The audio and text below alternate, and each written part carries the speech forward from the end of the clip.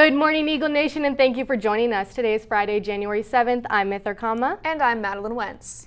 A devastating fire in the Fairmount section of Philadelphia that occurred Wednesday morning caused the death of 12 people, including 8 children, in an apartment complex. The cause of this fire is still under investigation and is reported to possibly be due to a child causing a Christmas tree fire. This fire has been the deadliest fire in Philadelphia in the last century. 4-year-old Ariana Delane, a grandniece of George Floyd, was shot in the torso while sleeping in the family's Houston apartment on New Year's Day. The family immediately called 911 and rushed Delane to the hospital shortly after when no help came. It took 4 hours for police to arrive on the scene, and an internal probe into the delayed response to the shooting has been initiated within the Houston Police Department. Delane's family shared that Ariana is in stable condition following surgery and is healing quickly. Suspects and a motive have yet to be determined. McKinney's oldest operating business, Monthly McKinney Trade Days, has recently closed after 135 years. A new Trade Days market operating in South Fork Ranch will be open for the first time from January 14th to 16th with 262 booths, food trucks, and live music. Owners Daryl and Karen Lewis are no longer associated with the business, and Jana Tim will be taking over as general manager of South Fork Ranch. 1 year ago, the Capitol insurrection took place. Diane Shaw provides a detailed look at the event and its effects. 1 year ago yesterday, a group of insurrectionists attacked the U.S. Capitol. Rioters hailed from across the nation, spanning 46 states, coming from different walks of life, but all united in their outrage at the results of the U.S. presidential election in November 2020. At 12:53 p.m. Eastern Time, the group outside of the Capitol began growing violent. At 1:11, Trump urged his supporters to fight a metaphorical battle on his behalf, saying, "We fight like hell, and if you don't fight like hell, you're not going to have a country anymore." However, some of his supporters took him literally. By 2 o'clock, many of the individuals had made their way past the barricades, and the attack was underway. Immediately after the attacks, rioters claimed they were unarmed. This proved untrue when police reported that they were assaulted with bear spray, pipes, bricks, and tasers. Delaware resident Kevin Seafried proudly displayed a Confederate flag inside the Capitol, marching back and forth with his flag in hand, hearkening back to the American Civil War, a time when brothers fought against their own brothers. Since January 6th of last year, 74 people have been sentenced, roughly 15% of the approximately 500 people charged. The way this case has been handled is revolutionizing how America approaches domestic terrorist attacks. Defenders of the insurgents claim that arresting them violates the First Amendment right to protest, while opponents say it was a flagrant attack on democracy and the political institutions of the United States. The backlash created deeper conversations about what it means to be a free nation and what it means to be an American. In the words of President Biden at the memorial held on January 6, 2022, "At this moment, we must decide what kind of nation we are going to be." I'm Diane Shaw, reporting for Eagle Nation News. With the conclusion of winter break comes season openers and tournament wins. Grace Escobel is in studio with this week's edition of Game Time. Thanks, Mithra. Over the break, the boys basketball team went 3-3, bringing its overall record to 12-10. The Eagles had a tough 70-56 loss to McKinney, a 71-69 loss to Lovejoy, and a 74-71 loss to Plano West.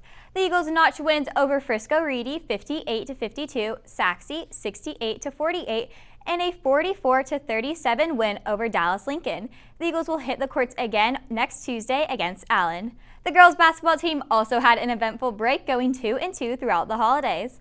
The Lady Eagles fell short 70-60 to McKinney North and 58-39 against Little Elm. The Lady Eagles turned things around with wins over McKinney 59-46 and a dominant 69-31 win over Denton in the first round of the North Holiday Tournament last week. The Lady Eagles will play against Allen next Tuesday. Moving from the courts to the mats, the wrestling team competed in the Texas Outlaw Meet, which hosted the top teams from Texas, Oklahoma, and Tennessee. The boys finished in 11th with junior Joseph Richardson taking home the title of state champ and putting himself as the top wrestler in the state. The girls team finished in first with freshman Raquel Itorino, senior Taylor Martinez, and senior Megan Flattery placing as individual champions in their weight classes. Both the boys and girls wrestling teams are headed to Berry Center at 10 this morning to compete in the Psy tournament that will continue throughout the weekend. Switching over to soccer, the boys team kicked off its season last Tuesday against Dripping Springs and finished the night with a 3-1 loss. The Eagles will head to Frisco Wakeland tomorrow at 1 to match up with the Wolverines. Lady Eagles also opened their season this week, notching a 6-2 win over Keller Central. Central. In pro news, Tampa Bay Buccaneer wide receiver Antonio Brown went viral after stripping off his jersey and undershirt on the sidelines of the Tampa Bay's game against the Jets on Sunday. Brown ran off the field in dramatic fashion during the third quarter of the game, and head coach Bruce Arians later announced that Brown was cut. On Wednesday, Brown released a statement through his lawyer claiming that he was cut before leaving the game due to refusing to take the field because of an ankle injury that the team didn't properly acknowledge and care for that now requires surgery. I'll be back after this short break with Cade Richardson and Kane De La Garza to discuss the Lady Eagles soccer season. Creative Writing Club's next meeting is next Tuesday, January 11th in room 1247 from 4:05 to 5:05 p.m. The girls soccer team kicked off its season on Monday with a dominant 6-2 win over Keller Central. There were three influential players in Monday's game: juniors Brooklyn Miller and midfielder Sam Cortez and senior forward Jordan Herrera. Do you think these players are going to make a big impact this season? Yeah, I think Jordan Herrera is going to be a big part of this team. She's very talented on the offensive side of the ball, a very good dribbler, and is very effective at putting the ball in the back of the net. So she's going to have a big senior season if the Lady Eagles want to have success this season. Yeah, you mentioned to me Molly McDougall. What do you think of her?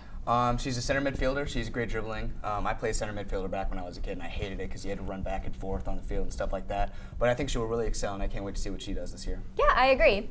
The Lady Eagles are playing in the Sci Fair tournament this weekend. What are you expecting to see from this team? I'm expecting to see a lot of shooting out the gate, a lot of offense, just trying to get that ball in the back of the net because they've really shown it with these 6 goals in the past few games. So they're really just going to come out with this offense and try to just pressure these other teams. For sure. Kate? Yeah, I expect the Lady Eagles to continue to keep playing very good soccer. Like you said, they scored 6 goals in their first game, so the offense was really clicking in the entire game.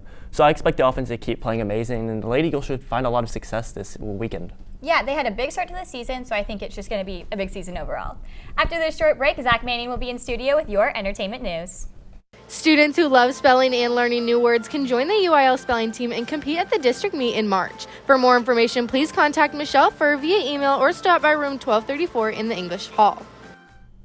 2 celebrity stars left behind incredible legacies last week. Zach Manning has more information on the deaths of these public figures and on their many accomplishments in this week's edition of Talent Talk.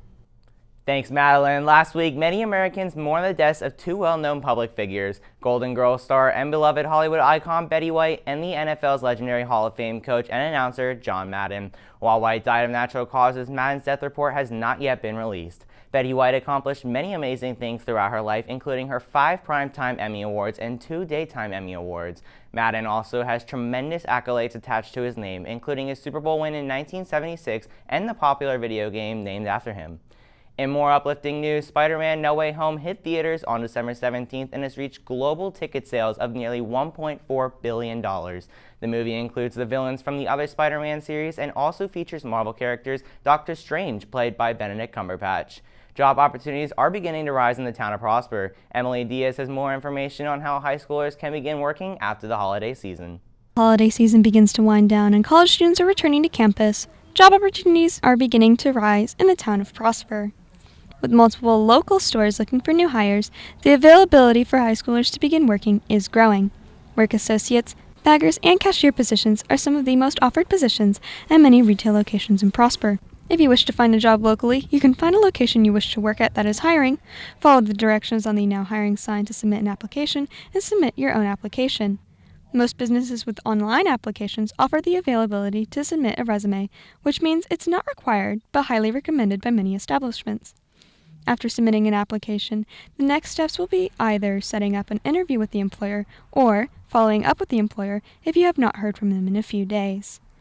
Right now, a variety of local businesses are looking for new workers, such as Carter's, Kroger, Walmart, Five Below, Kohl's, and many more. I'm Emily Diaz, reporting for Eagle Nation News. PHS has a variety of different teams outside of UIL sports. Abigail Easley has more on the Prosper High School fishing team and its goals for the 2022 season. The Prosper Bass Fishing Team is a part of the THSBA, formerly known as the Texas High School Bass Association. The Prosper Fishing Team is the only team in the nation to have Guggen as a sponsor and the only team in Texas to be sponsored by Shields. They attend tournaments about once a month, scoring second out of 46 high schools in their last tournament. So in the Prosper Bass Fishing Team, we go all over North Texas. We fish multiple lakes, and we have a bag limit of up to 5 bass. Their hard work to their team has not gone unnoticed. So far this school year, we have attended 4 tournaments, some of those being Louisville, Ray Hubbard, and Texoma. The new year opens many opportunities for the team. We're very hopeful for the 2022 year. We're looking forward to spring. We're hoping to rip some lip and catch our 5-pound bag limits and possibly even get our personal best bass. The team is starting the new year off strong with their next tournament on February 5th at Lake Tawakoni. Reporting for Eagle Nation News, I'm Abigail Easley. That's all we have for you today, Eagle Nation. I'm Madeline Wentz. And I'm Mithra Kama. Thanks for tuning in, and we'll see you next week.